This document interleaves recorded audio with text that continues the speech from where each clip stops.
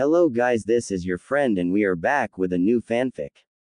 Which is what if Naruto was engaged to Ino Sasuke bashing part 1.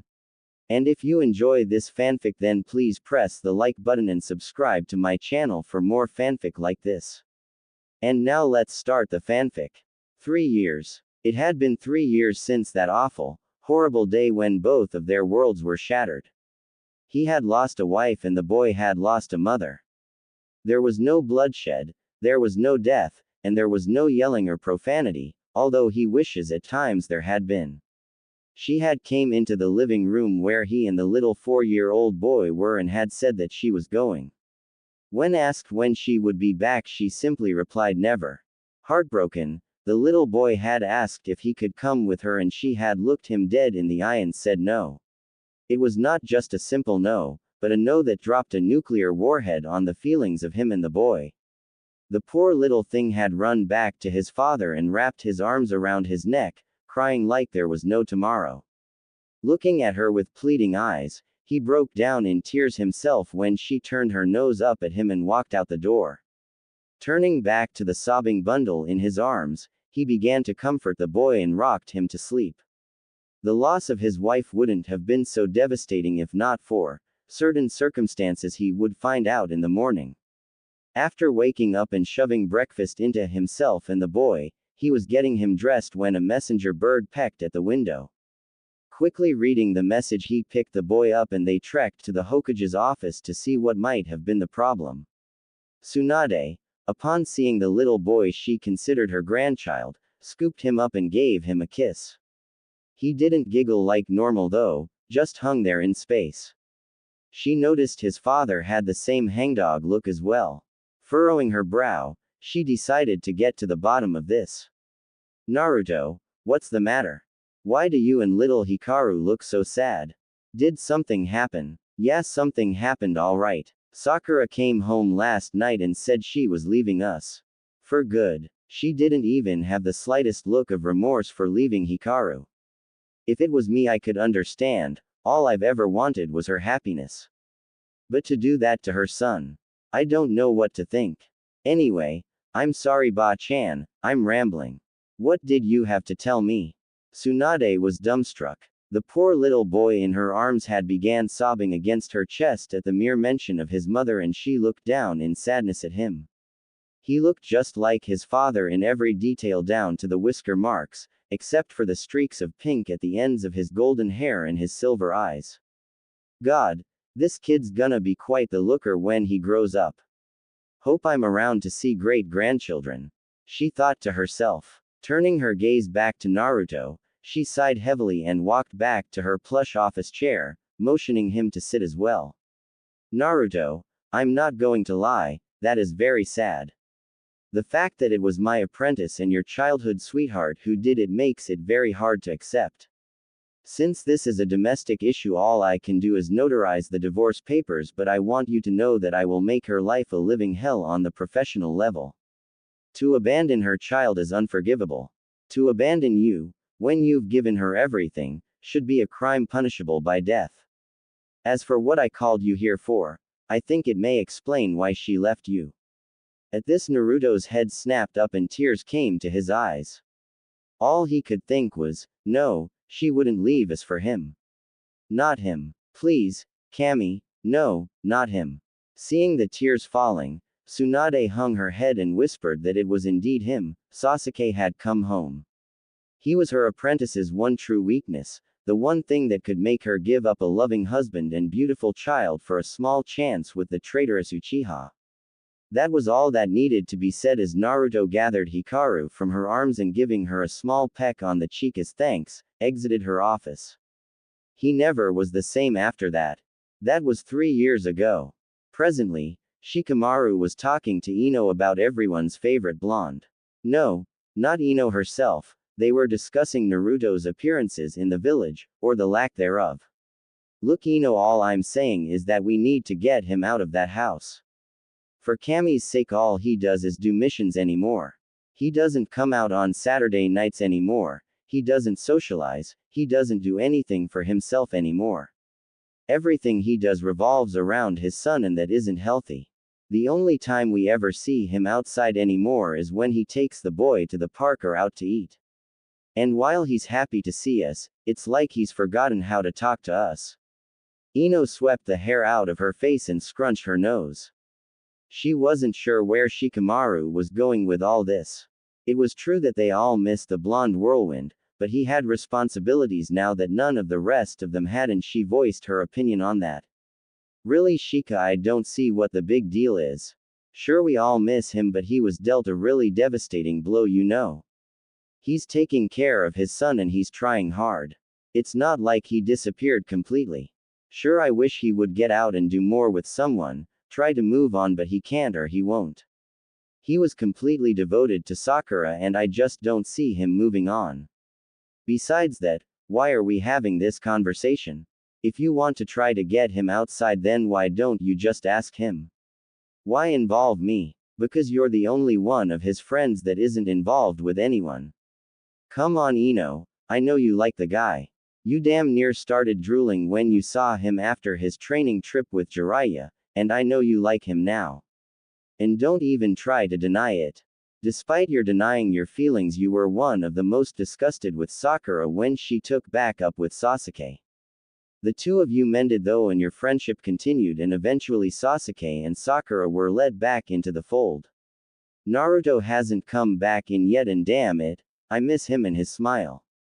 As for you, you haven't smiled as much since he went and became a recluse either.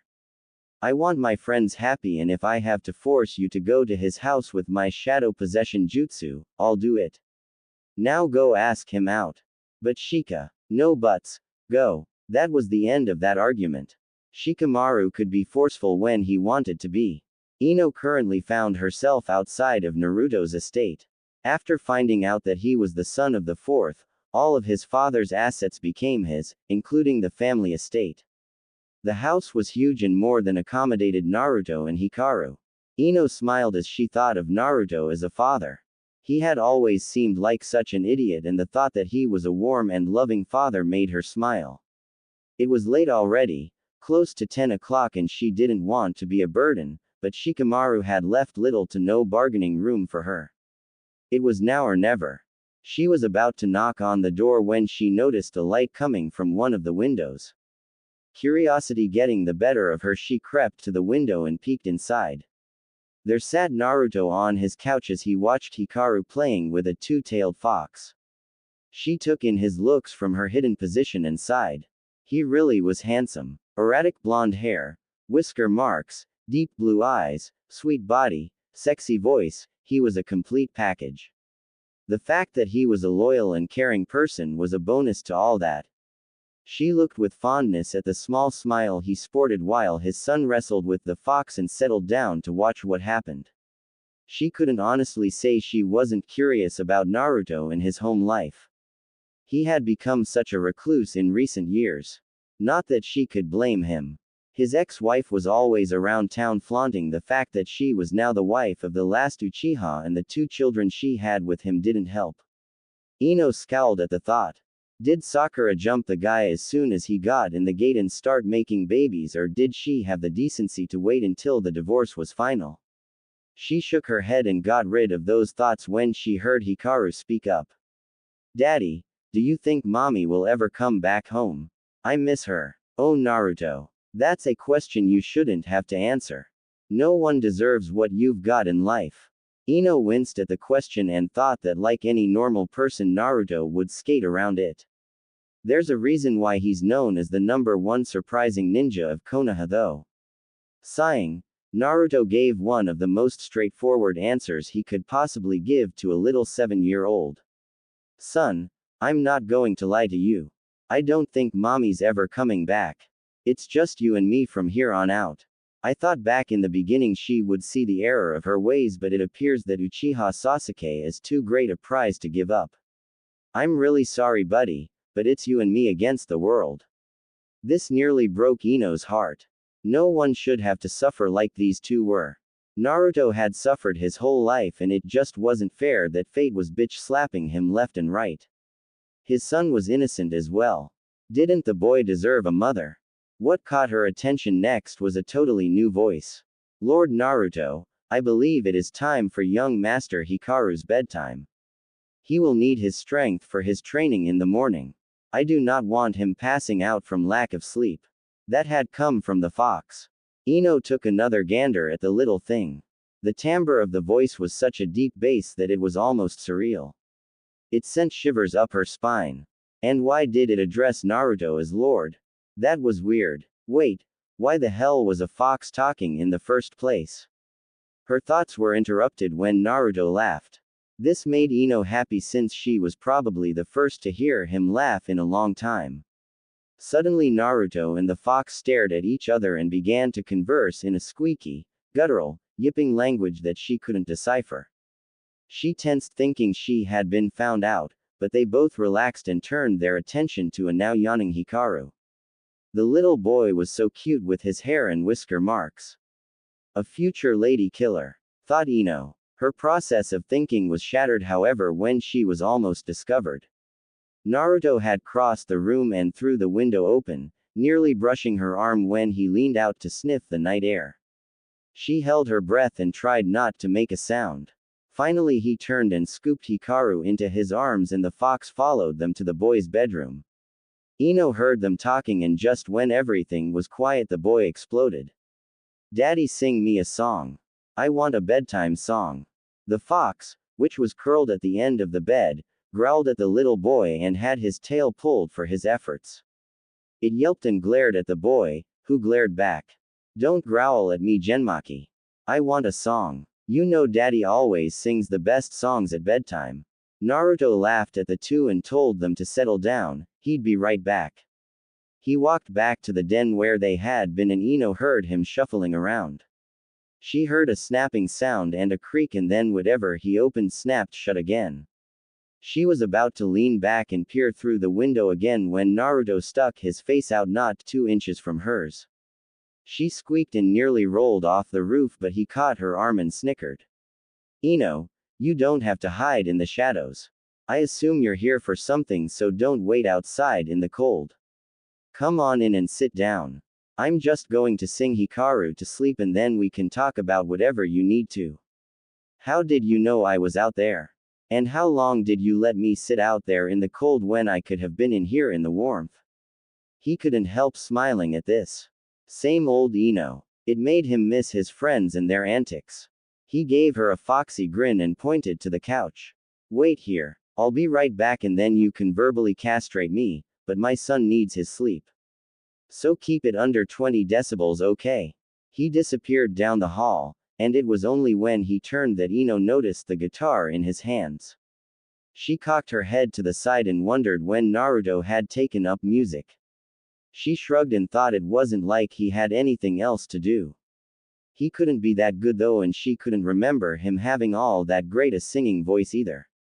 She shuffled down the hallway and pressed her ear against the door. "Okay son, only one song tonight. Daddy had a friend come over and we have to discuss something." "Now anything in particular? Or just something random?" The little boy yawned and snuggled into his pillow. The lump of fur at the end of the bed rose and flopped down behind him, pushing itself against his back. Naruto smiled and strummed the guitar. "All right then son. Shadow of the day it is. I close both locks below the window. I close both blinds and turn away. Sometimes solutions aren't so simple. Sometimes goodbye's the only way. And the sun will set for you. The sun will set for you. And the shadow of the day will embrace the world in gray. And the sun will set for you. In cards and flowers on your window. Your friends all pled for you to stay. Sometimes beginnings aren't so simple. Sometimes goodbye's the only way. And the sun will set for you. The sun will set for you. And the shadow of the day will embrace the world in gray.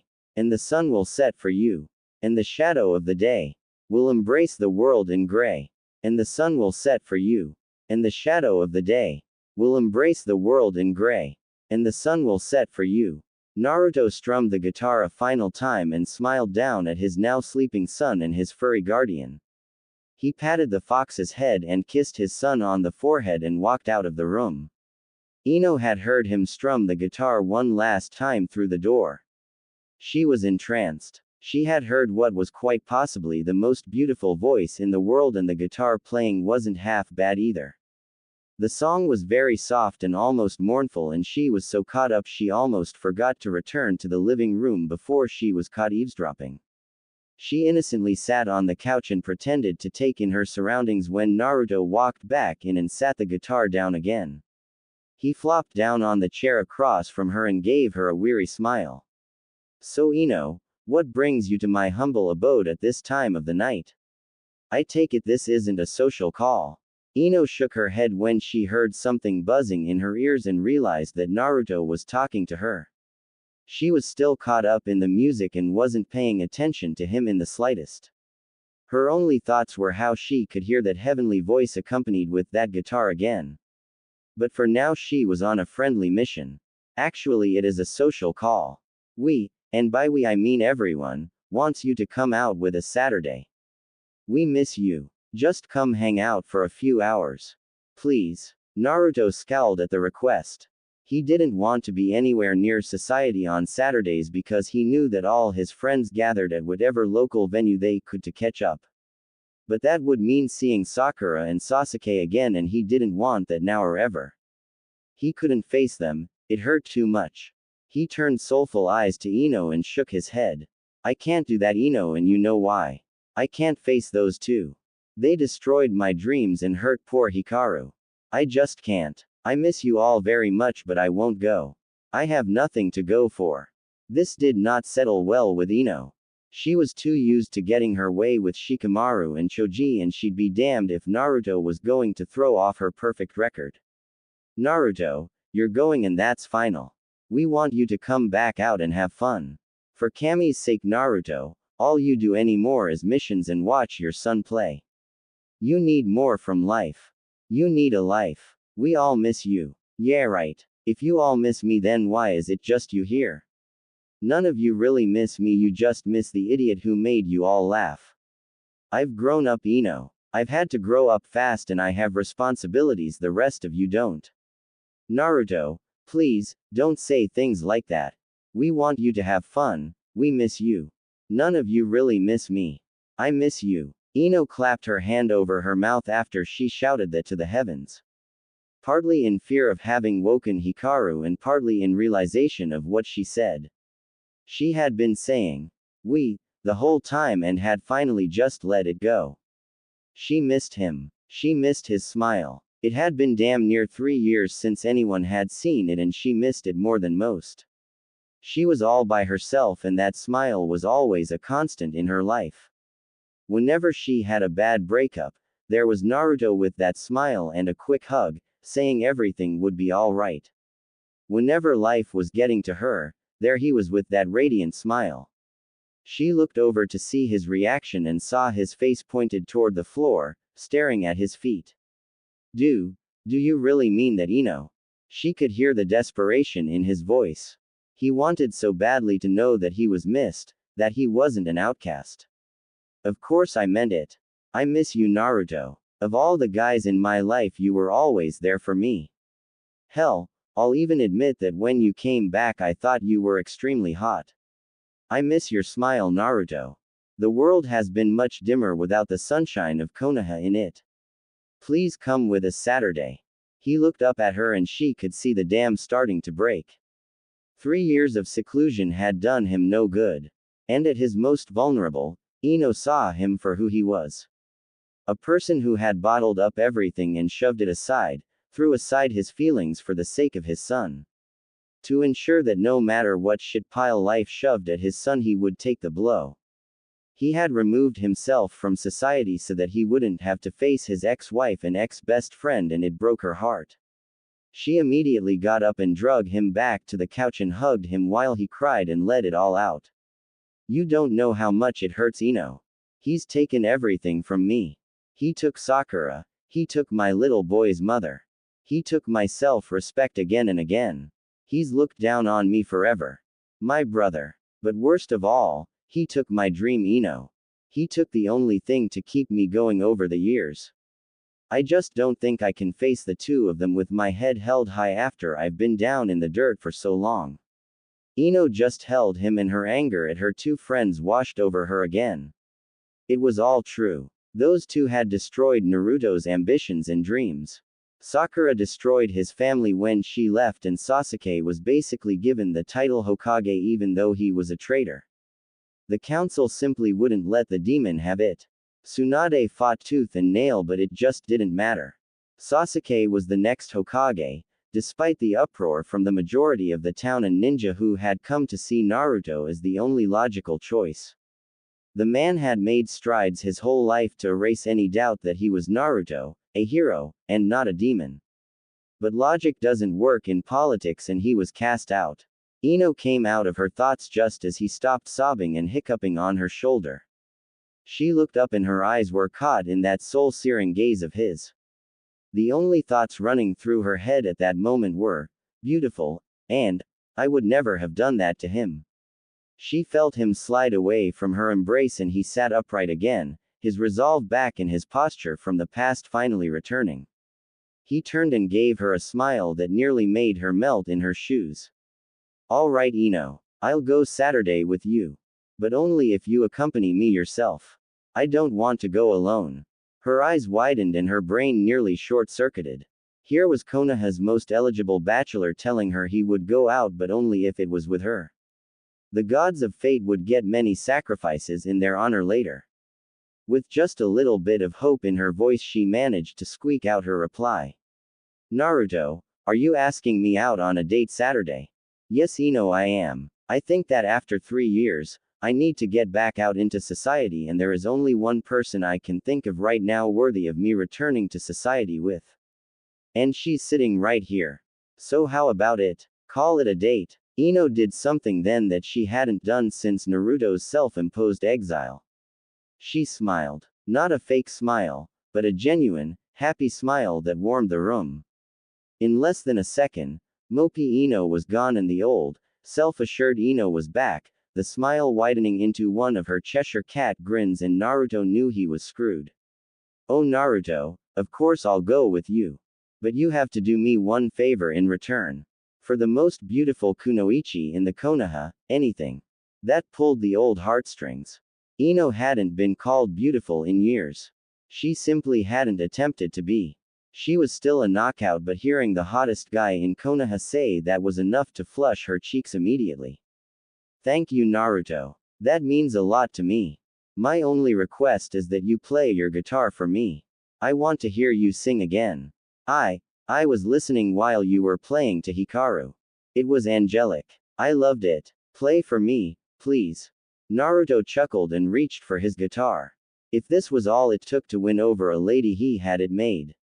Not to mention that the girl he was going out with Saturday was the most eligible baccalaureate in Konoha. The guys and gals of Konoha all have an unofficial bingo book of who is the hottest and most eligible singles in the village, and Naruto and Ino had topped that list for several years now. He strummed the guitar and gave Ino another smile. Well then, beautiful, do you have any requests? Just sing, Whisker Boy. We'll iron out the details of our date later. Yes, milady. Ino had flown home after that night at Naruto's. She was like a totally different person and everyone saw it, but no one asked any questions. It was so rare to see her in a good mood lately that no one wanted to spoil it. She was smiling so much that it was hurting everyone else's faces. Shikamaru had given her 2 days before he decided to check on what the deal was. He had asked her to check on Naruto on Wednesday and it was now Friday. Her mission was to get him out Saturday, and he wanted to know if the mission was accomplished. Walking into the flower shop, he was greeted with a blinding flash of teeth and a loud screech. Shika. Just the person I wanted to see. He winced and realized he should have made a run for it. Sigh. Hello, Ino. How did your mission go? It wasn't too troublesome, I take it. That's for me to know and you to find out. Shikamaru cocked his eyebrow at this and scowled. So you didn't get him to come, huh? For your information, I did talk to him and he said maybe. You'll see Saturday night whether he comes or not. If he does, where are we going? Everyone has decided to meet up at the karaoke bar. You know, the one for shinobi and civilians. So troublesome. I don't like the atmosphere there, but it is nicer than the one exclusively for shinobi. That's true. Well, I gotta get back to work, Shika. I'll see you tomorrow, okay? Receiving a grunt for an answer, she turned and began making plans for tomorrow. Wait a minute. Didn't he say the karaoke bar? Ino grinned evilly and thought, perfect. She could get Naruto to sing there and everyone would realize how great he was and that she was on the arm of the hottest guy in town. Maybe she could even get him to sing a love song to her. Whoa, slow down, girl. One step at a time. She turned back to the bouquet she was working on and began humming happily. Saturday flew by quickly and Ino found herself in a frenzy over what to wear. She hadn't been this excited about a date in years. She was glad that Naruto had grown out of his orange jumpsuit phase and had in recent years actually become something of a fashion plate. That would go nicely with her, as she always liked to look her best. She finally decided on a little black dress, every girl's secret weapon, and a pair of black heels. She wore her hair in her usual ponytail down her back since she knew that Naruto liked his women natural if at all possible. He didn't like fakes or phonies. Since her beauty was natural anyway, she forsook makeup and just put on some lipstick. A couple of hoop earrings and some gold bracelets and voila! A complete knockout for the evening. She only hoped that he had put forth an effort as well. Her thoughts were interrupted when she heard a knock at the door. Rushing to the door, she nearly tripped over her shoes. Calm down, Ino. It's only Naruto. He cleans up well, but you've got him beat in the looks department tonight. Oh, how wrong she was. She opened the door and there in front of her was an Adonis. Ino had forgotten how tall he had gotten. Even with her heels she wouldn't reach the bottom of his chin. He was a giant. She looked up into his eyes and saw that he had on his foxiest grin. Good evening, Ino. She didn't even hear him. She was too busy drinking up the rest of him with her eyes. He was wearing a white button-down shirt with golden stitching that ran like flames up to his chest, and his blue jeans had a yellow fox with 9 tails crawling up one leg. Custom-made stuff. Very nice. She traveled down to his shoes and saw that they were leather boots of a reddish tint. She unknowingly licked her lips and continued to travel over his figure to his studded belt and saw that he had his white battle coat on his arm. That was his signature, his father's coat. Suddenly a thought came to her head, her date was hot. And he was all hers for the evening. Sasuke be damned, Sakura had let a fine fish back into the sea and Ino had caught him. She was brought out of visually eating him up when she heard a chuckle and looked up to see Naruto scratching the back of his head while looking away. Ino, if you don't mind, could you stop undressing me with your eyes? At least not until after dinner. I've just arrived back on the dating scene and I'd rather not be eyed like a piece of meat, even if you are beautiful and I'm your date. He gave her another foxy grin and she blushed. Wait, blushed. Yamanaka Ino did not blush for guys. But here she was doing it for Naruto. He had completely caught her in the act and she didn't really care. A smirk crept across her face and she gave him a look that meant he was going to be teased mercilessly throughout the evening. When she batted her eyelashes at him, he gulped. Well, if you don't want someone admiring the goods, you shouldn't dress that way, hot stuff. I can't help looking at you if you look like a Greek god. You look good enough to eat. Unfortunately, I'm not a cannibal and I'd really prefer cooked meat tonight, so where are we going? Well, madam, you are the initiator of this little event, so I believe you should pick. My treat, of course. Wherever you want. Fine. I want to go to the most expensive place in Konoha and I want you to talk to me the entire time. Then we're going to a club. Is that okay? She was expecting a fight, at least a small struggle. After all, this was Naruto and he didn't do fancy. She quirked her eyebrow when he shrugged and gave her a small smile. Whatever milady wants, milady gets. Boy, that floored her. If he kept calling her madam and milady, she was going to melt in front of him. She hadn't been treated so well on a date in years and they hadn't even left her house yet. Yep, this is gonna be a good evening, she thought. They soon arrived at the restaurant, and Ino was definitely pleased. Not only had his manners improved over the years, but they were turning heads and she could see people pointing and whispering. They were quite the pair, with her flowing blonde locks and his unkempt but still in place golden hair. She had looked at that mop of his and wondered how it felt, but stomped out those thoughts until she got to know him better. They were almost there when he had suddenly started chuckling and she asked him what the problem was. He looked at her with a sparkle in his eyes. "See that old lady over there across the street? She said that we made the cutest couple she had seen in a long time. I also heard her mutter to herself whether or not the kids would turn out natural blonde or if we were both dyeing our hair." "How did you hear her say that? She's at least a good 50 feet away." Naruto enhanced senses. Ino, I don't have a fox demon in me for nothing. The whiskers are just one of the many things I gained by having him in me. I can also smell the lilac perfume on you, and I know that you had oatmeal for breakfast. She scrunched her nose at this. Her perfume was easily identifiable and the oatmeal was probably a lucky guess. And you think I believe all that? My perfume may be lilac, but the part about oatmeal was a lucky guess. But I haven't been close enough to smell your perfume. You only put on a drop or two at the most behind your ears. And as for your oatmeal, you had cinnamon apple. Well, that shut her up. If he could smell that and hear that far away, it was no wonder he had known she was outside the window that night. Turning her thoughts from then to now, she placed her drink order and bridged her hands under her chin. She sighed and thought it was best to get any secrets between them out of the way. "So Naruto, where did the fox come from and how did it speak? Was that a genjutsu you put me under?" No. Genmaki is one of my summons. He's completely loyal to me and I've sacrificed some of my chakra to keep him here in this world permanently as a guard for my son. The two are very fond of each other besides, even if they do fight like siblings." "Okay. But how does he speak?"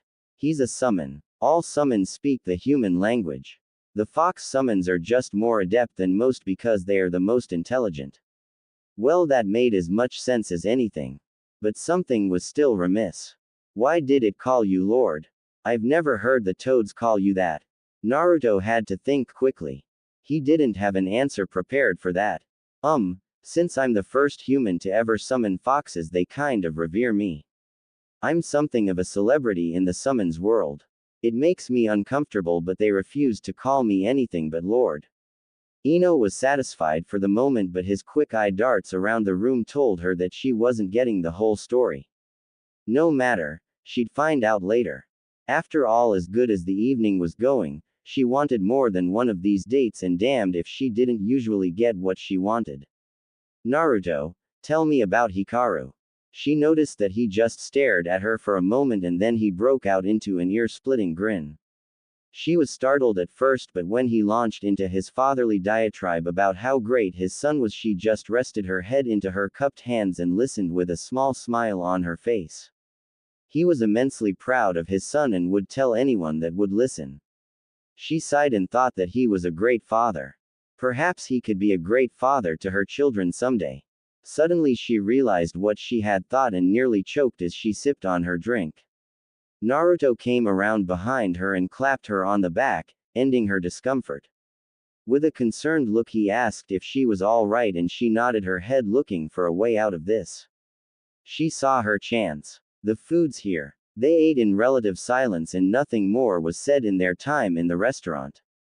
Naruto paid the bill, and when Ino saw the zeros on the piece of paper she nearly fainted, but he paid it like he was flipping a quarter to someone. He must be loaded, Ino thought. They stepped outside the restaurant and noticed that the air was decidedly cooler. Ino rubbed her arms and thought that maybe the little black dress wasn't a good way to go when she felt a weight on her shoulders and turned to see Naruto putting his battle coat on her. Such a gentleman. Has he always been so kind? He smiled at her and stood there with his hands on his hips. "So, milady, where to now?" About a half hour later, the two were outside of the karaoke bar and Naruto was feeling like he was being set up. He was suddenly very hot and uncertain as to whether he should go in, but Ino grabbed his arm and pulled him along behind her. She growled at his hesitancy and gave him a sharp look. Damn it, Naruto. This has been a wonderful evening so far, and I'm not gonna let your insecurities over whether your friends still like you or not spoil that. We all want you here, so come on. Gulp. Yes, ma'am. He had to let his eyes adjust to the dark atmosphere at first and then noticed all his friends sitting at a table in the back. Everyone was there. As soon as Lee saw him, he smiled and flashed his teeth, blinding everyone, and rushed across the room. Naruto, my youthful friend. Tonight is a glorious night for you to spend with us. Let us all show you the youthful gatherings you have missed in the past years. Damn it, Lee. I wasn't finished singing yet. You asshole. Naruto turned and saw Kiba on the stage with a microphone in his hand. He also was grinning from ear to ear and waved at Naruto, who returned the gesture. The next few minutes were a whirlwind of reintroductions and handshaking and hugs from the girls. It was only after about 15 minutes that Naruto leaned over to Ino, who was still wearing his coat and sniffing it discreetly every few moments since it smelled like him, and asked where they were. I don't know. They're usually here by now. Maybe they won't come tonight. But away from that, will you sing for me tonight? Please. He looked over at her and saw nothing but big puppy dog eyes. Damn, she's just too cute. He sighed and rubbed his temples. Of course, Ino. If that's what you want, I'll sing a song. But it will be one that I want to sing. And we'll leave immediately after. I don't want any fangirls trying to chat me up. Agreed. She shook her head vigorously. This was the perfect evening. Not much could ruin it, and if she had her way, nothing would. It seems that all of his friends decided to sing. Most were horrible, but it wasn't about the atrocity of their voices, it was about the fun and camaraderie. Kiba had finally finished his song and Lee followed after. Everyone had his or her turn. Hinata sang a very beautiful traditional Japanese song, and even Neji sang, except he was almost smashed and no one could understand his slurring. The evening almost stopped when Sakura and Sasuke walked in the door, and everyone hushed for a moment but were spurred on by Naruto speaking in a small voice. Don't stop on my account. I'll be fine, just act like normal. He gave Ino's hand a squeeze while he said this, as if he was looking for reassurance. She squeezed back and she could see him visibly relax. As long as he had one person in his corner, he'd be fine. Sakura and Sasuke took their place at the head of the table and the talking continued. Sakura eventually took her turn and sang an old, folksy song, and Sasuke declined his turn with a familiar, HN. Suddenly Lee jumped up onto his chair and pointed at Naruto. Naruto, my youthful friend, you have not sang a song yet, and I would be remiss in letting you go without showing us your burning flames of youth on stage. Sighing, Naruto stood up and looked at Ino. She had a smirk on her face, but her eyes betrayed her. She didn't want the night ruined because he did something he didn't want to do. He just smiled at her and made his way to the stage. All eyes were on him as he sat on the stool and turned to the DJ. Thank you, but no music will be necessary. I shall provide the music and words myself. This caught everyone's attention. The stage was lit up and Naruto just sat on the stool with a far-off look in his eyes. Suddenly he snapped his fingers and a three-tailed fox the size of a large dog appeared on the stage in a puff of smoke. It looked up at him and yawned. Yes, Lord Naruto. How can I be of service to you? I need you to go and fetch my guitar from the house and bring it back here. Oh, and bring the travel case with you. I'll just carry it home later. Then you may go back to your nap. As you wish, my lord. The fox vanished in a puff of smoke and immediately questions began to rain down upon him. Where'd the fox come from? I didn't see you make any hand signs, how'd you summon it? You play guitar. Okay, I'll answer those in order. Not telling, and yes, I play the guitar. In time I may tell you how I do the other things, but for now just know that I can. A puff of smoke beside him let him know that the fox was back and it had his guitar strapped to his back. It did not look happy. Something wrong. Your son was gracious enough to strap the instrument to my back, but the little snot pulled my tails before I left. Please tell Master Hikaru that that is not an appropriate way to tell someone goodbye. Of course I'll tell him. Sorry for disturbing you. You may go now. Thank you, my lord. I shall see you again soon. The fox vanished and Naruto turned back to the crowd whose jaws had dropped. He tuned the instrument and strummed it a few times, never once looking at the crowd. He kept his head down and thought of what song to sing. Finally, he glanced at Sakura through his bangs and a devious smile crossed his face. Revenge is a dish best served cold, and what he was about to sing was going to look very badly on her. He still didn't raise his gaze though. This is a song I wrote a couple years back. Hope you all enjoy it. It's a little sad, but it's how I feel. Lately I've been spending lots of time with my kid. Telling him stories. About the things that we did. When we were a family. Long time ago. I've answered his questions. Till I'm blue in the face. Wish all that hurt in him I could erase. But I tell him the truth. 'Cause he ain't too young to know. Oh, Ino thought. This could be trouble if Sakura gets out of hand. She quickly looked over to the pink-haired shinobi and saw her sitting there with a curious look on her face.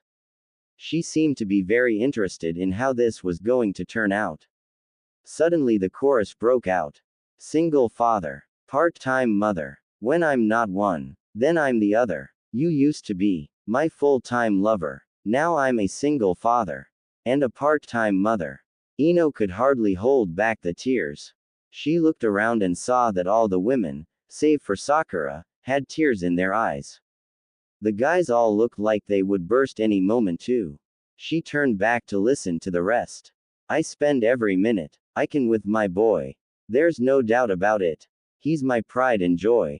Someday he'll grow up, and I won't have him no more. Some things I just find too hard to explain, so we go to McDonald's.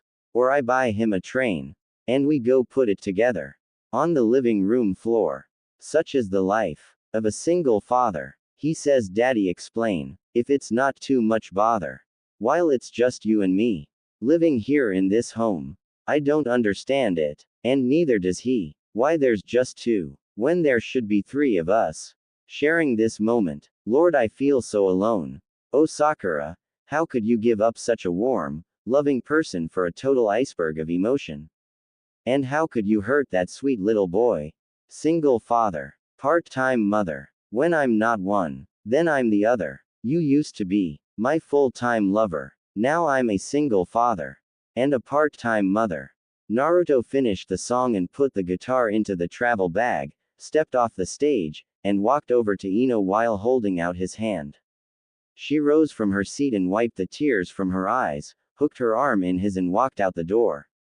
The others all sat stunned until Lee let out a whoop and rushed out the door. Everyone jumped to their feet and ran, leaving Sasuke and Sakura to their own devices. Sakura, it seems, was lost in her own thoughts while Sasuke was stewing on the inside. But no one noticed this.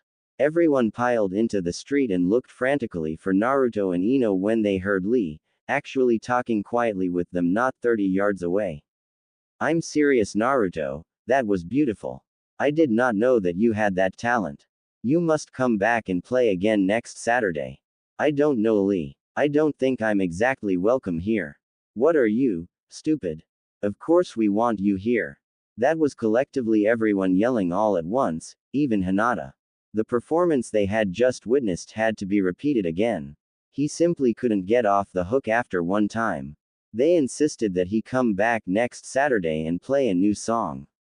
After much cajoling, Naruto relented and he and Ino set off for her apartment to say goodnight. The walk was quiet but comfortable. Naruto was thinking about how much fun he had had and Ino was scheming about how she could get another date out of him and get to hear that marvelous voice again. As if on cue, Naruto quelled any doubts in her mind. You know, Ino, I had a feeling that tonight was going to be a disaster, but I had more fun tonight than I've had in years. I want to thank you for making that possible. But I didn't do anything. Yes, you did. You took the initiative to ask me out, and now I would appreciate it if you would give me the opportunity to return the favor. Ino, would you go out on a date with me? She was stunned. Naruto had just given her what she wanted and she hadn't had to ask. She was on cloud 9. Crashing back to Earth suddenly she realized that they had stopped walking a short while ago and were in front of her apartment building. Dredging up the old Ino bravado, she put on that devilish grin. Naruto immediately knew she was up to something. But of course, Naruto, I would love to go out with you again. But it has to be Saturday and you have to sing at the club again. Okay, is that all? I was afraid you were going to want a striptease or something. Not yet. Maybe soon, but not yet. You do have a nice though. He immediately turned tomato red and Ino was satisfied with a job well done. Pretty soon she'd have him at her beck and call and, well, that would be no fun. After all, there's no challenge in a docile man. She said goodnight and turned to her door, before smirking and spun around, grabbed him by the collar, jerked his head down and gave him a peck on the cheek. She then ran inside and slammed the door, leaving a stunned Naruto and a slightly hyperventilating Ino on both sides of the door. Both let a small smile creep onto their faces and went to do their own thing. Ino, of course, planning how she would gossip about her smashing success of a date with the hottest guy in town, and Naruto went to his house to relieve Genmaki of babysitting duty. He arrived home and was tackled by his son. Did ya have fun, daddy? Yes, son. I had a lot of fun and got to see many of my old friends. Was the Ino lady I saw here last night nice? She was pretty. I like her. And how did you see Ino last night? You were supposed to be in bed, young man. That was my fault, Lord Naruto. The little runt wanted to peek and I was curious as well, so, we looked in on you too. I hope you can forgive me. Naruto looked down at the small fox and reached to scratch his ears, causing Genmaki to shake his leg and pant happily. Hikaru giggled at his caretaker's weakness and plotted to use it on him later. No, Genmaki, I'm not angry with you. I had the best night of my life in 3 years tonight and Ino was an absolute angel. I hope to see more of her. Maybe she'll even take a liking to you and Hikaru. Now both of you go to bed, I'm tired. Sorry son, no song tonight. Oh, and Hikaru, stop pulling the fox's tails. They hate when you do that and it's not nice. Understand? They both walked off grumbling and Naruto flopped on the couch with a sigh. It was once again Wednesday and Ino had been avoiding Sakura all week. She didn't want to have to answer any questions about her and Naruto. Working at the flower shop, however, put her in an easy-to-find position, and it wasn't too soon that Sakura found her. There was going to be hell to pay now. How could you, Ino? How could you bring that thing, to the club with you? I don't want you around him anymore. Ino crossed her arms and glared at her supposed friend. How could she say those things about Naruto? He had never been anything less than kind and considerate to his friends and loving to those he really cared for. She didn't know where this was coming from. Really, Sakura, there is no need for you to worry. Naruto and I are just friends at the moment. And even if we were more than that, you have no reason and no right to tell me what I can and can't do. Ino, trust me. You don't want to get involved with him. He's not normal. You know, Sakura, I don't know why you're telling me all this. You had no complaints about Naruto until Sasuke came back. In fact, you were blissfully happy with him and his son. My son Ino. He's my son as well. Actually, Sakura, I think you gave up that right 3 years ago to be called his mother. Now, if you'll excuse me, I have to get back to work. Fine, Ino. You just keep messing with that demon. You'll find out eventually that he isn't what he seems. And I'll take care of my son one way or the other. Ino scowled and folded her arms across her chest. What the hell was all that about? Naruto may have a demon in him, but he wasn't the demon. They had established all that years ago. There was more to this than meets the eye, and she would be sure to get to the bottom of it. She'd go talk to Naruto after she closed up the shop. On the way to Naruto's house, Ino was deep in thought. Why was Sakura being such a bitch about the situation? Maybe it wasn't smart for Naruto to sing that particular song last night, but he had every right to be bitter. She was the one who abandoned them, not the other way around. Still, she'd called Naruto a demon and that bothered her. The Kyuubi, to her knowledge, was still locked up in his navel. And Naruto was never anything but kind to everyone. Hell, even little kids loved him. He was like a magnet for children. Little boys loved his frog summons, and Gamakichi was a popular fixture around the park when Naruto and Hikaru were present. His fox summons were popular with the girls, and it wasn't uncommon to see a family of fox kits being cuddled and petted. Genmaki sat by Naruto's side and carefully watched his charge play with the other children. It was such a common sight that nobody thought about it anymore. Ino smiled at the thought of Naruto being thought of as normal for once, a fixture in the community instead of an eyesore. Thinking even further back, she remembered the first time Naruto brought little Hikaru to the park. It was just after lunch and there were children playing all over the playground in the park. It seemed time froze and everyone looked up to see Naruto and Hikaru walk onto the field. All the adults looked at him with sadness in their eyes. Ino in particular felt bad for him. She was there with her little cousin. It had become public knowledge what had happened between him and Sakura, and he had their sympathies. He had become a living legend among the populace of Konoha for all his many battles and good deeds, and almost everyone respected him. Their children had heard stories of the golden-haired shinobi and all idolized him, but they had never seen him in person. He was tall and muscular and stood out like a sore thumb.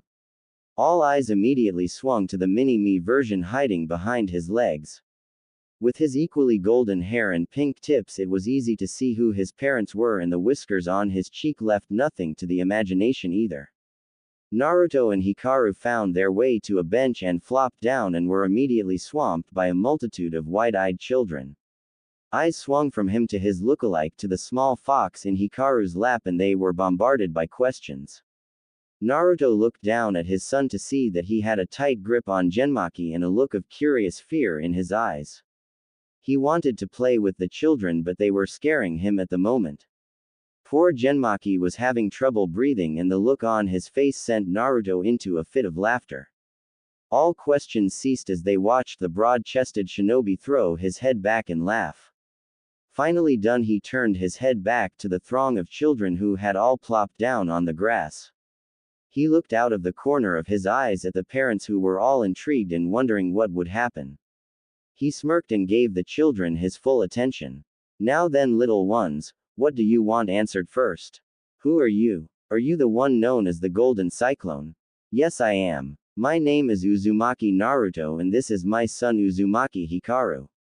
We came to the park so that he could make some friends and play with you. Would you let him do that?" A chorus of yeses rang out.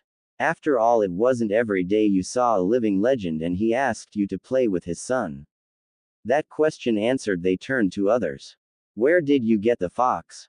Can we pet him? Genmaki is his name. You can pet him if he lets you. And he is my summon and my son's guardian. He protects Hikaru when I'm not around and is a member of my family." A summon? I've never heard of anyone having a contract for a fox summon. Uruka-sensei said that the contracts for Konoha were the slug, snake, and toad summons. Naruto let out another belly laugh and nodded his head. "That is correct, little ones. Those are Konoha's summons. However, I am special and have a contract with the foxes. When Hikaru is old enough, it will pass to him. But I have also signed the contract for the toads, and I still use them on occasion. Gamabunta is a nice old toad, and his children are friends of mine." Wide eyes and slack jaws were what greeted his eyes. "You are the Toad Sennin. But how can you have two contracts? That shouldn't be possible. I've told you I'm special. The toads like me and let me have a second contract. Normally I would be forced to cancel my contract with the toads, but this was a special case. Here, I'll demonstrate." With that, he stood up and moved to a part of the park that had a good-sized clearing. He bit his thumb and yelled, "Kuchio's no jutsu."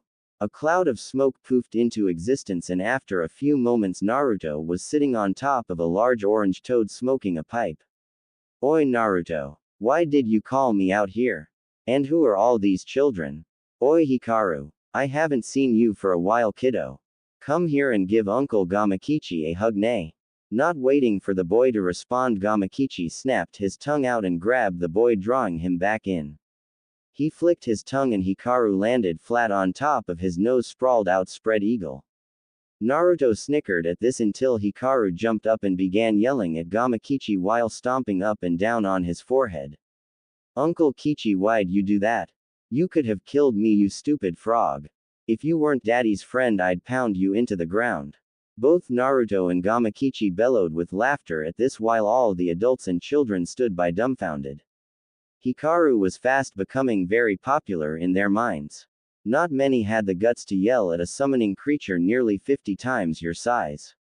All was quiet for a few moments until Genmaki started yipping, letting Hikaru know he needed to come down. The boy leapt off of Gamakichi and rapidly descended to the ground, getting a collective gasp from the crowd that thought he'd get hurt until Gamakichi's tongue snaked out and caught him at the last moment. After setting him down, Gamakichi looked up at Naruto and winked and poofed out of existence. Naruto looked down at all the children and smiled. Now all of you, go play. Have fun. Sighing, Ino shook herself out of her memories. He really is a lovable guy. I really want to get to know him better. She kept walking until she reached Naruto's house. Creeping slowly, she made her way to the window where she first encountered him and heard him talking to Genmaki again in that growling, guttural language. She sat outside and folded her knees to her chest and waited to be let in. She knew that Naruto knew she was out there. He was simply biding his time. Soon, the growls and yips stopped and the window was thrown up. A tan face popped out and grinned at her. Coming in, Ino? Or are you going to sit out there all night and catch your death of cold? She shrugged and crawled inside. He scolded her and told her to use the front door next time. She merely smirked and said she liked the window better. He gave her a lopsided grin and flopped down on his favorite chair and motioned for her to sit. She took off her shoes and curled up on the couch with her feet underneath her. She didn't even know where to begin, but luckily for her, Naruto hated silence when he was comfortable. So what brings you to my humble abode this time? You already got another date out of me, what else can I do for you? I want to know, what secret you're hiding? His eyes bugged out and he thought quickly. Oh shit, I better think up something quick. I don't trust her enough to tell her the truth yet. I really want to but I can't. Ino, I can't tell you all my secrets yet. I want to get to know you better before I do that. You might not like me if I divulge everything at once. Naruto, I know about the fox. We all do. I don't hate you for that. I want to know why Sakura calls you a demon. She said that you're a monster. I want to know why before I get more involved with you. I don't want to be dating a serial killer or something like that. I want to know why. Sigh. Ino, I can't tell you yet. Believe me when I say I want to, but I just don't trust you enough yet. I want to so badly. I feel at ease around you and we've only gone on one date. I feel at ease around you just like I used to with her. That last part came out like a whisper, but Ino heard it. She was so stunned that she didn't even notice Naruto getting up and moving to the couch.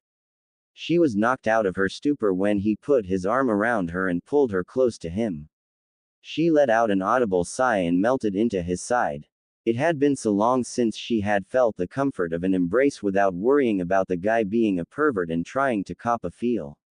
She turned her head and breathed in his scent.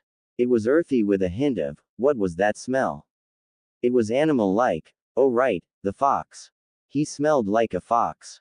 She'd heard Kiba say that before. She let out another sigh and heard a deep chuckle and realized what she was doing. She shot away from him as far as his arm would let her go and blushed a scarlet hue. He merely looked at her like it was natural.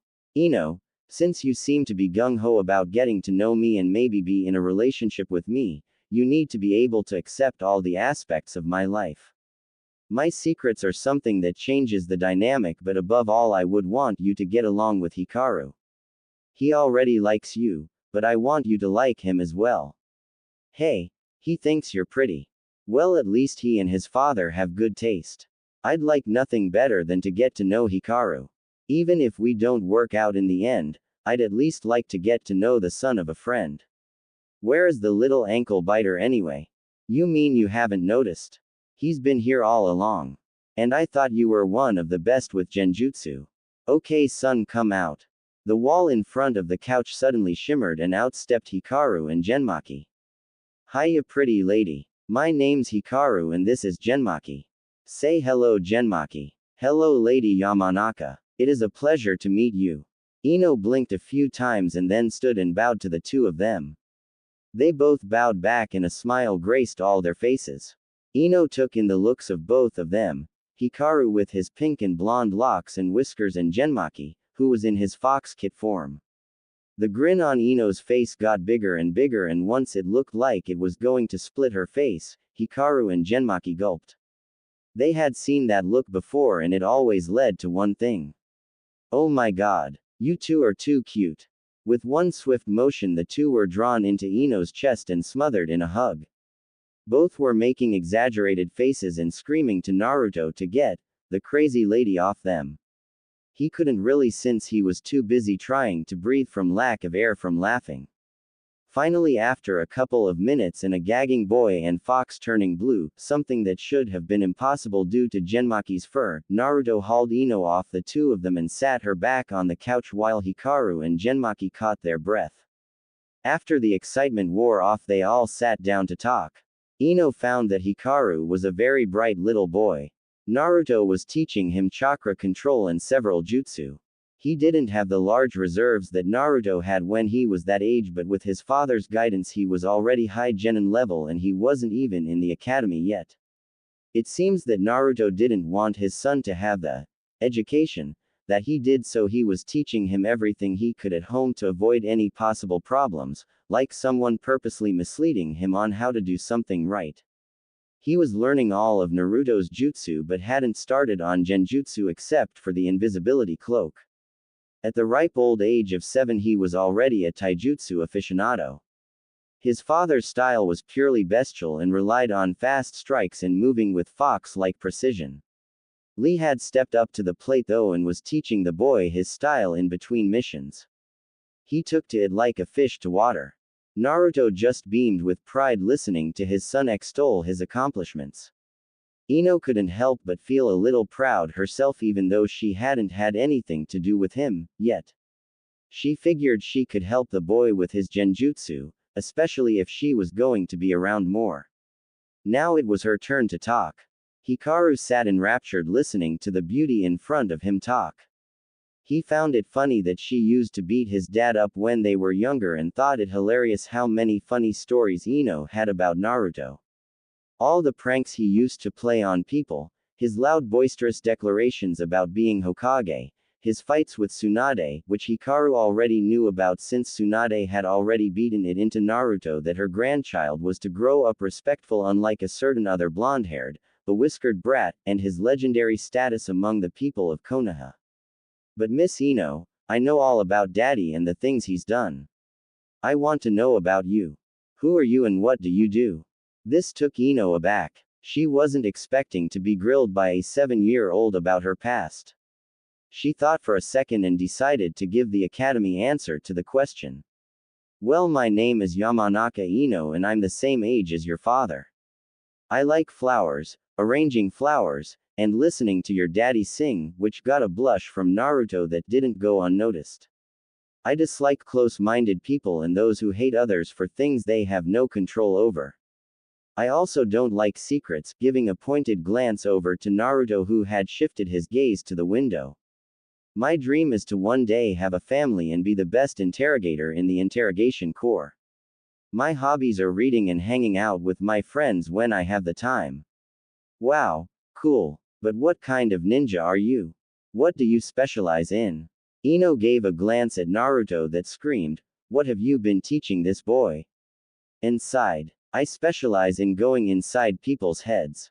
Literally. I can send my soul into another person and take over their body and make them do things. While in there I can read their thoughts among other things. I would never do that to anyone I know though. It's a huge invasion of privacy and although I really want to know what your daddy is hiding from me, I won't do it.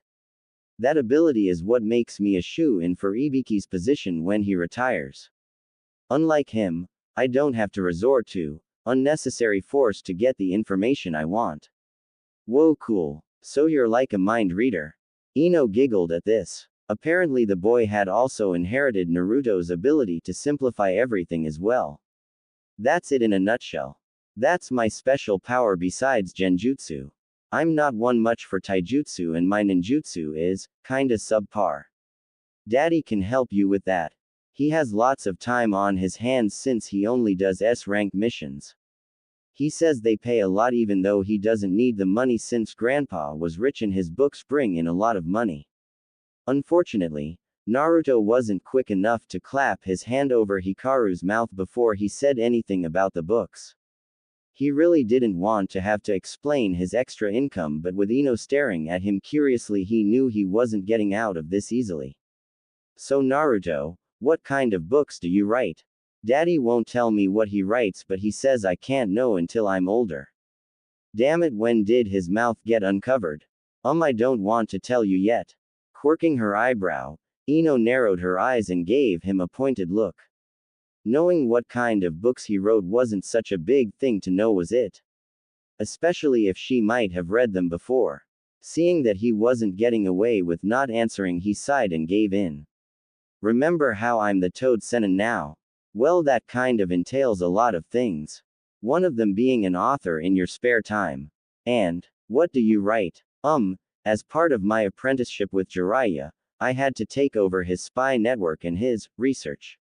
His research? What do you mean by, oh.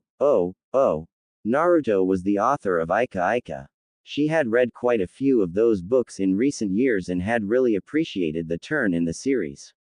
Going from nothing but mindless with a plot thrown in, it had changed to a plot with lovemaking and occasional mindless. It was infinitely better written than when Jiraiya had been the author, but his successor to the series had turned it around and it was no longer shameful to admit that you read the books. They still weren't appropriate for children, but they were now more accessible and enjoyable for everyone, especially couples. The new author had a section in the back of every book with suggestions to spice up a love life. Ino blushed at the thought of doing some of those suggestions with a certain other blonde, which didn't go unnoticed by Naruto. The realization that she was obviously a fan brought a smirk to his face. Ino, have you been reading Ika Ika? Why, yes, I believe you have. So care to tell me what you think of my stories? Would you like an autograph? Any suggestions? Genmaki saw the perverted side of Naruto coming out and decided now was the time for Hikaru, whose head looked like a tennis ball going back and forth between looking at his daddy and the pretty lady, and him to make a hasty retreat before things got out of hand. Lord Naruto, I believe that Hikaru and I will go outside and practice his genjutsu now. Come along, Hikaru. It was nice meeting you, Lady Yamanaka. Ino, please. Call me Ino, Genmaki. We'll be seeing more of each other in the future after all, and we should be as friendly as possible. After certain revelations, I know that I'll be around more. Bye, Hikaru. I'll see you later. Hikaru saw the devilish grin on her face and was about to ask what she meant, but Genmaki transformed into a fox the size of a greyhound and drug him out by his collar, kicking and screaming the whole way. Ino watched dumbfounded until she felt two arms encircle her around her shoulders and felt someone breathing by her ear. She wasn't prepared for that and nearly collapsed onto the ground. Fortunately for her, Naruto had a good grip on her. So Ino, you never answered my question. Do you enjoy my stories? Turning a shade of red that would have made a 12-year-old Hinata say, damn, Ino nodded her head. She wasn't just a fan, she was a huge fan and had sometimes fought Kakashi for a copy of the books. Who would have thought that Naruto of all people would have been such a romantic and a pervert at the same time? That's when a thought hit her and she narrowed her eyes in victory and that smirk crossed her face again. So Naruto, does Kakashi know you're the author of Ika Ika? No, I don't think so. Why? Seeing the puzzled look on his face just made her victory all the more satisfying. She turned in his arms and threw her own around his neck. Smiling sweetly, she looked into his eyes. Because you know about Kakashi's slavish devotion to the series and its dirtiness.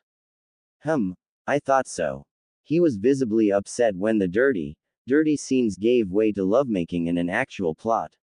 Now then, what would he do if he found out that the reason for his precious little orange book's changes were his former student?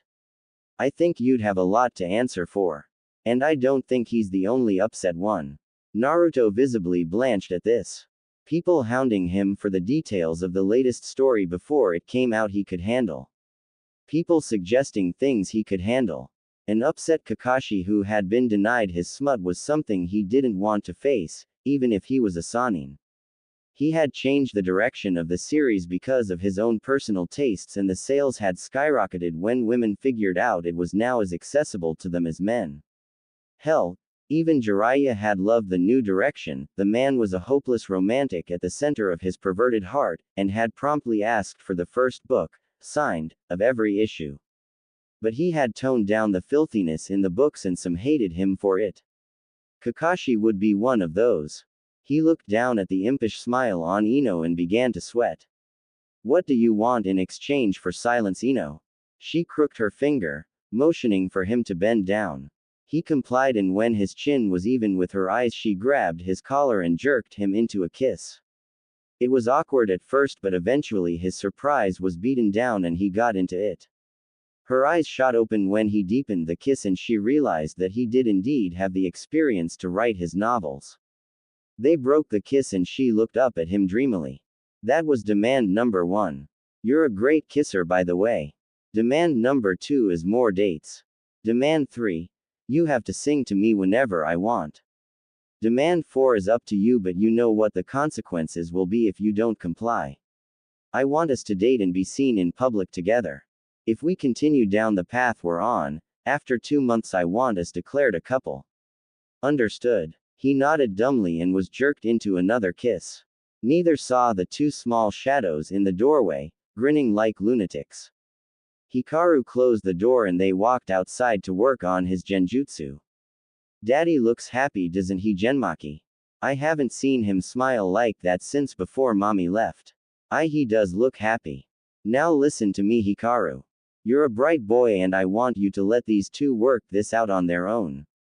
Do not under any circumstances tell Lady Yamanaka about your father's appearance under that henge. Do you understand? Hikaru nodded and went to work on his cloaking jutsu. If it made his father happy to date Miss Ino, wouldn't complain. He was smart for a little boy and he knew that his daddy needed someone to love. A small smile lit his face up. Maybe, just maybe, if the two of them worked out, he'd have a new mommy. Breaking yet another kiss, Ino put her hands on Naruto's chest and said she had to go. He was disappointed, but they both had things to do the next day. He walked her to the door and ushered her out with a promise to call her up for a date later in the week.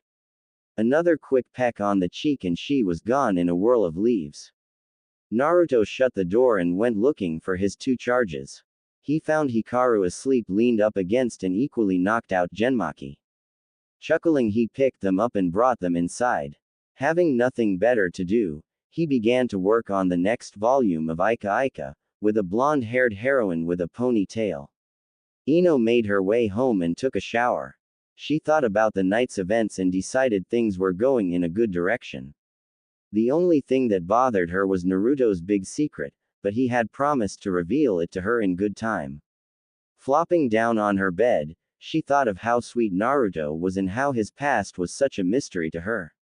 Narrowing her eyes, she thought back to how Sakura had divorced him, and only after several months of trying, had she been let back into their circle of friends, albeit reluctantly. Ino still had never totally forgiven Sakura, but to promote peace she tolerated her.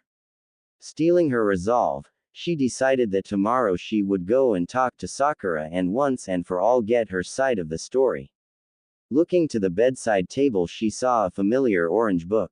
The thought of who wrote it in her mind made her blush, and she grabbed the book and opened it to where she had last been reading.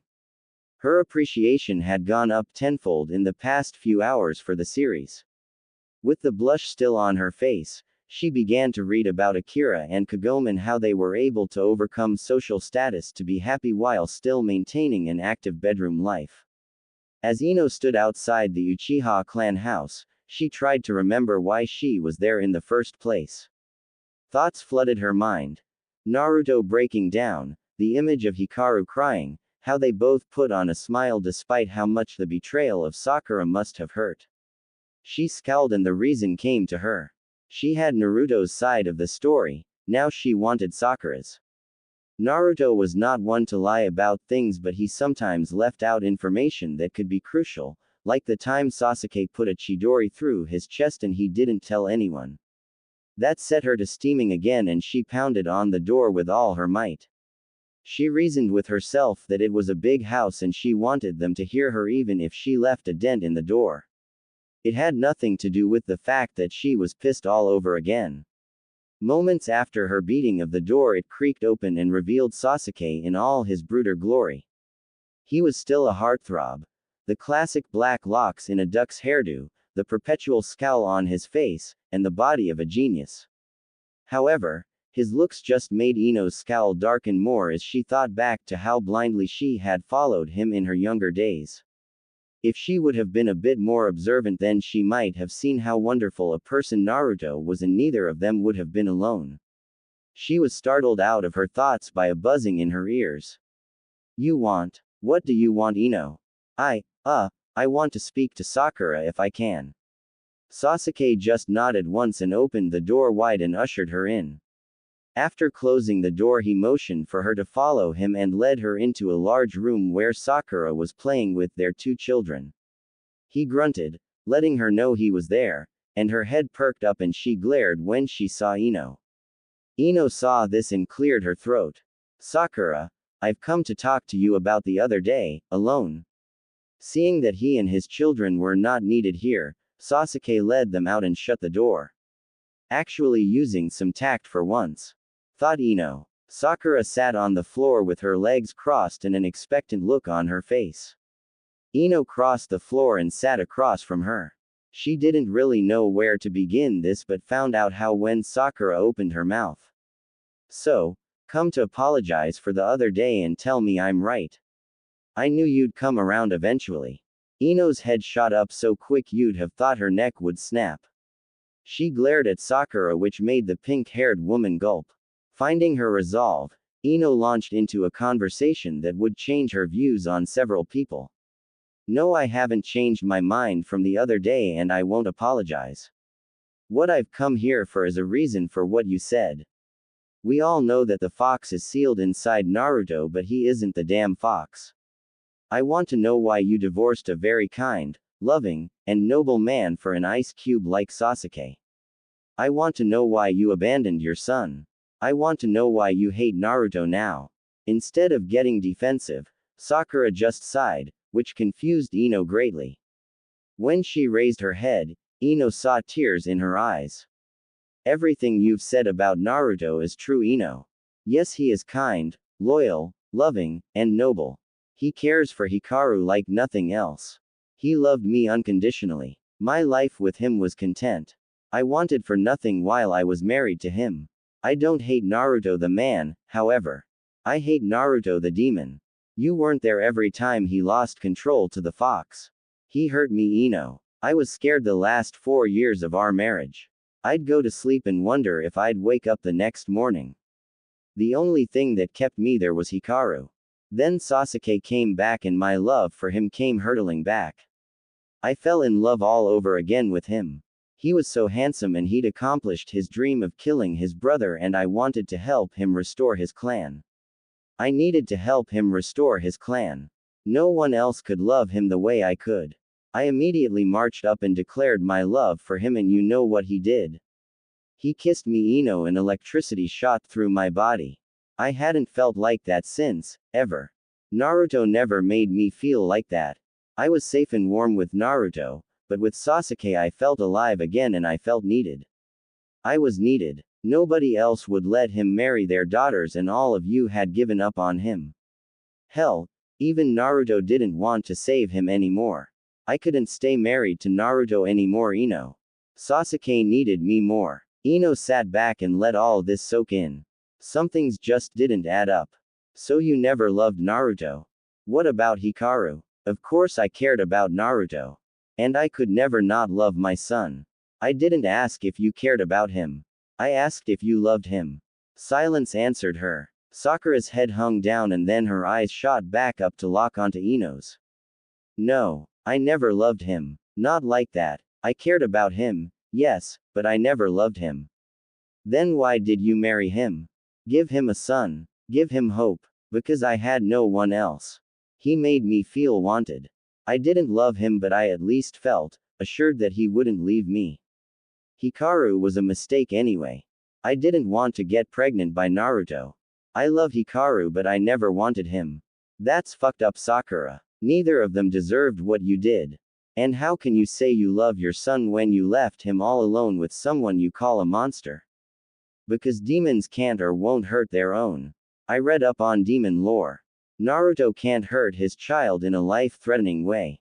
The demon in him won't let him. Besides, Sasuke wouldn't have wanted Hikaru living here with our children. Ino narrowed her eyes at her supposed best friend. This situation was becoming more and more fucked up by the second. In Sakura's mind, she had done something normal. She didn't have any remorse because for some reason she had convinced herself that Naruto was a danger to her and everyone else. She wasn't any better than those ignorant-ass villagers back in the day. Then a thought clicked in her mind. Do your children even know they have a brother? Hikaru is not their brother. And I've told them to stay away from him. You bitch. He's your son. And you're acting no better than those goddamn villagers. Keep your voice down, Ino. What goes on in here is between you and me. I don't want my children brought into this. Telling them to stay away. You saw what happened to Naruto in his childhood. You were on his team. For God's sake, Sakura, think of how it must have felt to him to be ostracized for no reason. Why would you do that? Because Sasuke said. She immediately clapped her hand over her mouth. She'd said too much. Ino's eyes burned with a ferocity that would have torched the Uchiha compound if they would have burst from her. After a few deep breaths, she was able to get herself under control and locked her icy gaze on Sakura, leaving the other kunoichi very uncomfortable. Because Sasuke said so, huh? That's low, Sakura. I thought you were over your fangirl days. That's ignorant and very shitty of you. In fact, as of right now, I'm through with you. I don't want anything to do with you. And just to let you know, that I am going to be with Naruto. I'm starting to fall for him, Sakura. He's everything I've ever wanted in a man. Hikaru is such a kind, polite little boy, and when he was telling me what all he knew, do you know what I felt? I felt a pride in him, a sort of motherly pride that I shouldn't feel because I don't know him yet. But I'm going to change that, Sakura. I'm going to get to know the both of them. And Sakura, I want you to know. No one was happy with your decision to leave Naruto. You were hated for quite a while. Sasuke has never been fully reaccepted. What he did when he left this village should have resulted in a death penalty. I got over my thing for Sasuke long ago. You had a good man, Sakura, one of the best. And you let him go because of a childish crush that you think is love. You have 2 children by an iceberg of emotion that doesn't even know what love is. You want my advice, Sakura? Stay away from Naruto and Hikaru. Raise your children with your love because I don't think they'll get any from Sasuke. Make sure that they don't become like him. Before I go, I want you to ask yourself one question. Just one. Has Sasuke ever even said that he loves you? In 3 years, has he ever said that he loves you? Or have you taken that for granted? I used to hear Naruto say he loves you every day. I could see it in his eyes. You fucked up, Sakura, and you fucked up big. Goodbye, Sakura. This is our last goodbye. Ino turned and opened the door and walked out, leaving it open. She passed Sasuke on her way out and gave him a cold stare. He raised an eyebrow at her and watched her walk by. He'd never gotten the cold shoulder from any girl, let alone Ino. She used to hang off every word he said. He continued on into the room where he had left the 2 of them and saw Sakura sitting on the floor with her knees drawn up close to her and her chin resting on her hands. He crossed the floor and stood in front of her. I take it your talk didn't go well. No, not at all. I lost another friend today. Something to do with the Dobe. I thought as much. Stay away from her, Sakura. She'll be nothing but trouble. Perhaps I can do something about her when I become Hokage. Sakura looked up at him with a bewildered stare. Why would he try to hurt Ino because of Naruto? He shouldn't care about him anymore. Putting her head back on her knees, she stared straight ahead and caught him leaving out of the corner of her eyes. Sasuke, I have a couple questions for you, dear. What is it? I have much to do. I don't have time to stand around all day for you. She winced at the tone and the use of words. A tiny glimmer of doubt ignited in her heart for the first time in 3 years. She had always taken his words in stride, but after her conversation with Ino, she was more down than normal. Usually the glow of being Uchiha Sakura was enough to keep her going. She formed her words carefully. Do you love me? He gave her a stare that could have melted steel and offered up one of his classic hnas and walked out the door, leaving an unusually quiet Sakura. He didn't answer her, but then again he never answers her. Why should now be any different? He'd never really said he loved her, but she always knew he did. Why then did his silence hurt so much more than before? Naruto had always made her feel special when he said, I love you, like she was the only girl in the world. She missed that feeling and wanted it back. But it was too late. Ino was right, she had fucked up. At that moment she felt 2 pressures on her back and leaned back to see her 2 children with their arms wrapped around her. She put on a fake smile and hugged them back. Why are you crying, mama?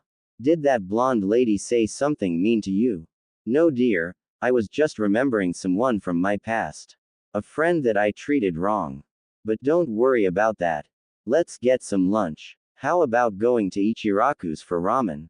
But daddy said we couldn't have ramen. He said that only dobis eat ramen. Oh Sasuke, that wasn't right. Maybe I should apologize to Naruto and Hikaru. I want to see my little boy again. But I won't tell the kids right now. I need to iron these things out myself. The 2 children, seeing their mother space out, began to wave their hands in front of her face. Once she noticed them again, she smiled and stood up. So daddy says that ramen is for dobis, huh? Well, guess what, you two? Today we're going to be dobis, at least for a little while. Mommy used to have a friend who was a dobi, and he was one of the most special people she ever knew. Wow, really, mommy? Can you tell us about him? Sakura smiled and thought back to her childhood days. This would make the trip to Ichiraku's more pleasant. Of course I can. Once upon a time, there was a dobi in my class named Naruto. Ino stomped through Konoha, actually leaving indents in the ground. Women, children, and even full-grown men dove out of her way. She hadn't been this angry since it was revealed that Sasuke had left and nearly gotten 2 of her best friends killed. She was going to go home and vent, but she had to pass by Naruto's estate to get there, and her anger melted when she heard the sounds of battle coming from his backyard. Fearing an attack on Hikaru, she bounded over the gates and ran to the corner of the house. Leaning around the corner, she witnessed an astounding sight. All around Hikaru were bunches of Naruto, while Hikaru stood in the middle with a blindfold on. Naruto and Genmaki stood off to the side while Naruto shouted out directions for Hikaru. Ino was worried for the boy until she saw him leap for one of the clones and kick it in the chest. He vaulted off the clone before it disappeared and punched another in the face. Placing his hand on its shoulder, he twisted in midair and continued on until all the clones were destroyed, leaving a panting Hikaru and an amused Naruto and Genmaki. Walking forward, Naruto clapped his hand on Hikaru's shoulder and congratulated him. Very good, son, but you still have some flaws. You touched the ground on the next to last one. You know you're not supposed to touch the ground when training in this style. You're supposed to let the bodies of your enemies be a springboard onto more enemies, keeping them off balance and putting yourself on the high ground. Now let's try this again. A sharp ahem from Genmaki made Naruto turn his head, and he saw some familiar blonde locks at the corner of the house. He looked down at his son and put his finger to his lips. The boy nodded, and Naruto poofed behind Ino and put his hands around her waist. She squealed and struggled while Naruto tried to contain his laughter. Ino, damn it, stop struggling. It's me. I just wanted to surprise you. She apparently didn't hear him and kept cursing and struggling, so he did the only thing he could think of to shut her up so the assault on his ears would cease. He spun her quickly and planted a kiss on her lips. Her eyes flew wide open, and once she saw whom it was, she closed her eyes and he could feel her smirk. Before he could even move away, she had grabbed his hair in her hands and pulled him even further into the kiss while he waved his arms in dramatic fashion and tried to yank away from the lip lock. After satisfying herself, she let him go and he leapt back while gasping for breath. Jesus Christ, Ino. Have you been taking lessons from Anko on how to get a man? You don't try to suffocate him if you want him to stay around. Well, I don't remember giving you permission to kiss me either. Nice trick, by the way. I'll remember that one if you ever start rambling on me. The sound of a throat clearing broke them out of their revelry, and they both had the decency to blush when they saw the two staring at them. Genmaki looked at both of them and then a gleam came to his eyes. Naruto began to get nervous when he saw the feral grin forming on Genmaki's face. That face never bode well for him in the end. Lord Naruto, go inside and get cleaned up. Leave some clones to work with Master Hikaru. Lady Yamanaka, please come with me. There is something I wish to discuss with you in private. Genmaki, do not fear, my lord.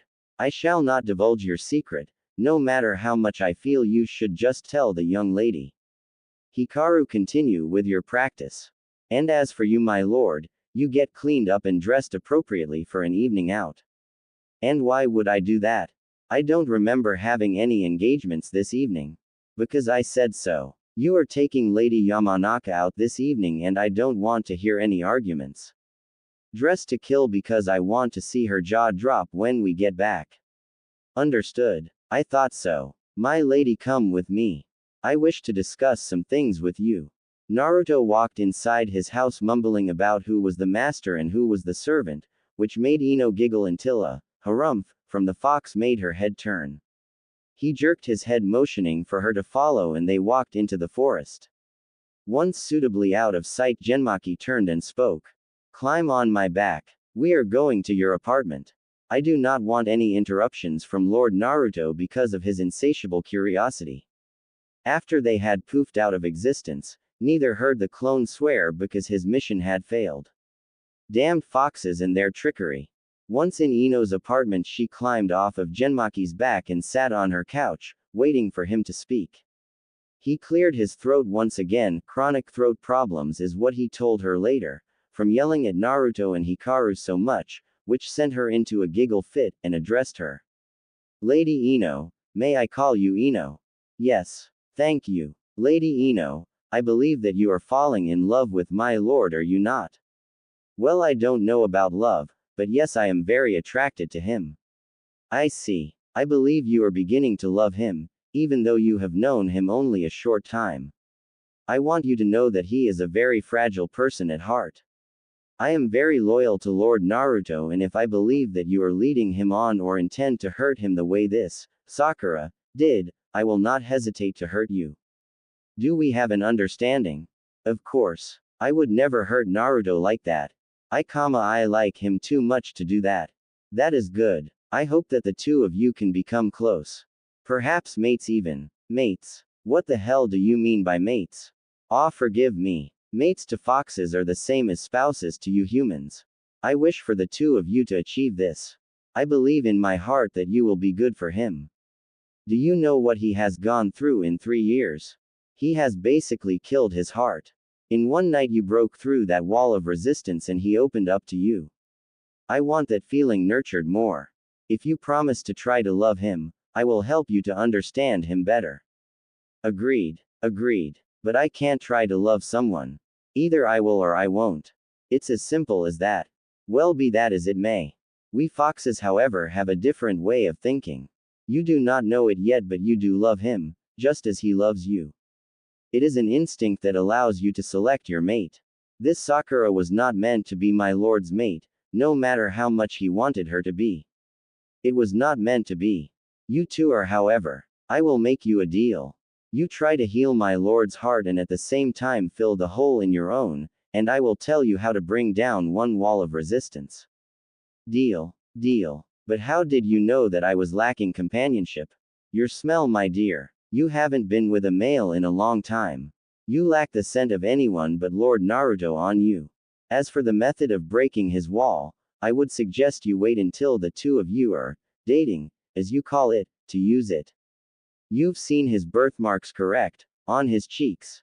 Those are not birthmarks, they are actual whiskers. And they work just like mine do. Rub them in a relaxing manner and he will become relaxed. Rub them when he's aroused and he'll be putty in your hands. Rub them violently and he'll more than likely kill you in a rage.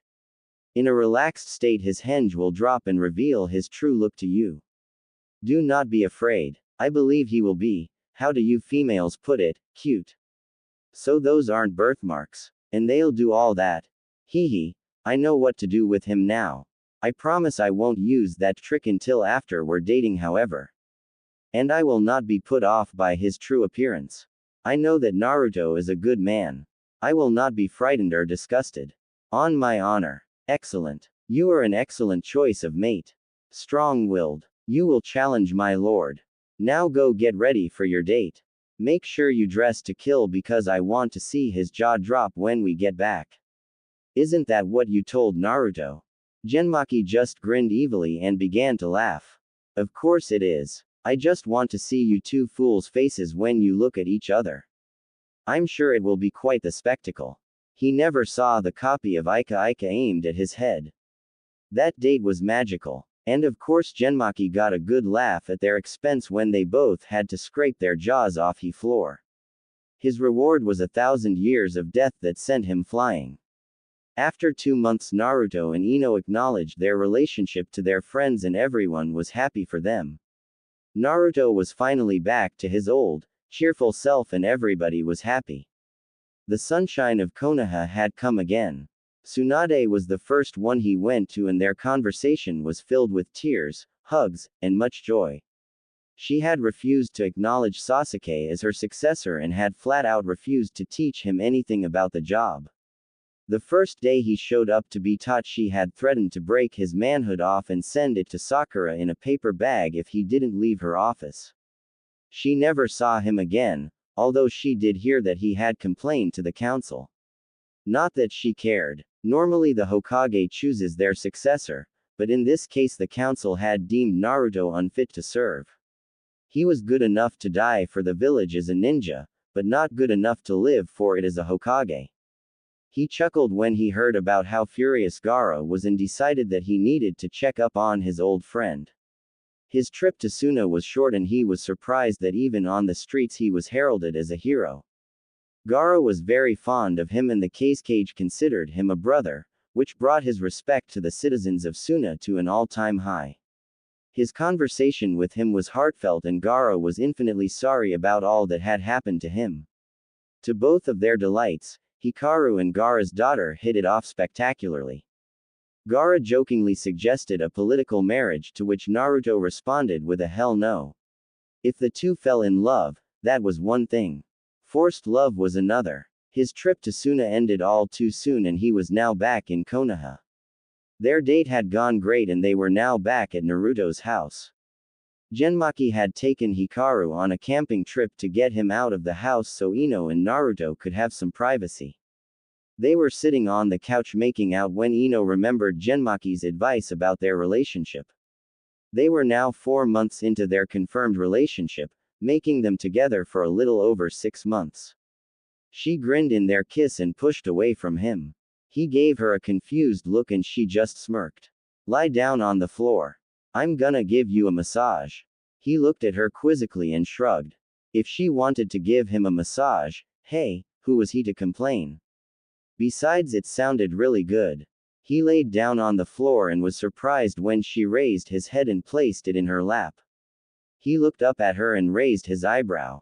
Since when does a massage go like this? Since I'm giving it. Now shut up and enjoy, Mr. Ika. With that she told him to close his eyes and relax. Not a hard thing to do when she began rubbing his chest causing him to moan. She grinned and told him to sit up and take off his shirt. Once the deed was done she went back to work. She ran her hands everywhere, appreciating his musculature and flawlessly unscarred body. Slowly she worked her way up his neck until she was sure that he didn't notice that her hands were on his cheeks. She began to stroke the whisker marks slowly and heard a weird noise. Listening more carefully, she soon discovered it was him purring. Oh, this is too cute, she thought. Continuing with her ministrations, she soon noticed the air around him beginning to waver. Here it comes. Suddenly the hinge dropped and his ears disappeared to be replaced with red fox ears and 9 tails swirling underneath him. The smile on his face never disappeared as he was too far gone into the pleasure to notice. Ino gaped at the tails and ears but remembered her promise not to judge his appearance. She kept stroking his cheeks and took in his new look. His hair was longer than usual and had red streaks at the end. His fangs and claws were more pronounced and overall he gave off an erotic, exotic aura. His purring had not ceased and his tails were wagging around. One of them was knocking against her leg in a happy wag, and she struggled hard not to giggle. She wasn't frightened by his appearance, she cared too much about him to be scared. Hell, to her he looked even more adorable than before and, oh what the hell, she had what she thought was the hottest guy around. And he was all hers. Not thinking, she took one hand off his cheeks, causing him to nuzzle into her other hand more, and began scratching his ears. She couldn't stifle the giggle when the tails thumped harder and his leg began to shake in a decidedly canine fashion. His smile grew larger and larger until she couldn't contain it anymore and laughed joyfully out loud. This brought him out of his stupor and he looked up at her lovingly until he saw the tails out of the corner of his peripheral vision. His hands shot to his mouth and he felt the fangs and the claws, which then moved to his ears. She stared at him confusedly and wondered why he was reacting this way until he looked up woefully at her. She felt her heartstrings tug and realized that he thought she would hate him. Before he could do anything she leant down and kissed him with as much passion as she could to let him know it was okay. After he calmed down and began to kiss her back, she sat back up and resumed scratching his ears. They remained silent for a while until he couldn't bear it anymore. So you're not freaked out by this? How can you not be? Because I love you. And I promised Genmaki that I would love you unconditionally even if you look different. He told you. Grr. That little asshole. No, Naruto, he didn't tell me. I found out on my own. In fact, I love the way you look right now. You're very exotic and hot.